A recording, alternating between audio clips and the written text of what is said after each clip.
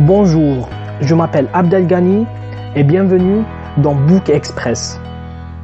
Je vais vous parler dans ce premier épisode d'un livre que j'ai lu récemment et qui m'a vraiment plu.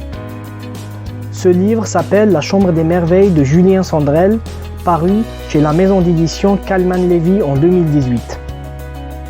L'auteur nous raconte l'histoire d'une maman ordinaire dans la quarantaine qui s'appelle Thelma, une employée dans une entreprise de fabrication de produits de beauté, et de son fils adolescent et qui a 12 ans. Leur vie est normale et ordinaire jusqu'à l'apparition d'un événement qui va bouleverser leur vie à jamais. Quand Thelma et Louis s'apprêtaient à partir passer une journée de week-end chez la grand-mère, un accident grave se passe. Thelma, qui était en train de parler avec son patron par téléphone, n'a pas fait attention à son fils qui jouait avec son skateboard au milieu de la route. Dans une fraction de seconde, Louis se trouvait sous les roues d'un camion inconscient. Le camion vient de le percuter. Le jour devient nuit aux yeux de Thelma. Son fils est rentré au coma et les médecins n'ont même pas de mots pour consoler la mère bouleversée par les événements accélérés.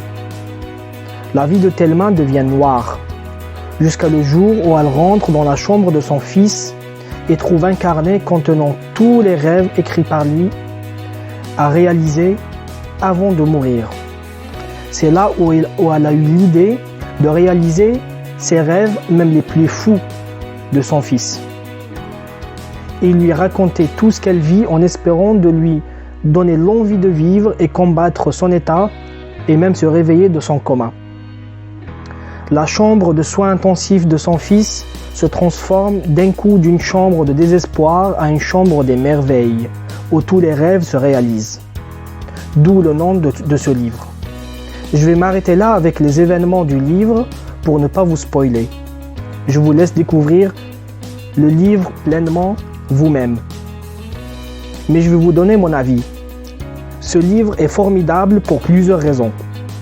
Parmi ces raisons, c'est le style d'écriture facile à lire que l'auteur a utilisé, ainsi que l'histoire elle-même qui montre la beauté de la vie et l'amour inconditionnel d'une maman pour son fils, et qui donne au lecteur la possibilité de découvrir à quoi ressemble le fait qu'une personne dans la quarantaine soit impliquée dans les rêves d'un adolescent.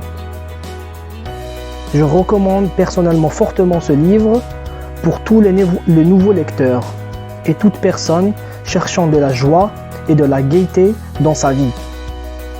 Je termine cet épisode avec une des citations parues dans le livre. On ne vit pas chaque heure de chaque jour comme si c'était la dernière. Ça serait épuisant. On vit, c'est tout. Avec ces mots, je vous laisse et je vous demande de vous abonner à ma chaîne YouTube et de partager le podcast. À bientôt dans le prochain épisode pour découvrir un autre livre plein de merveilles.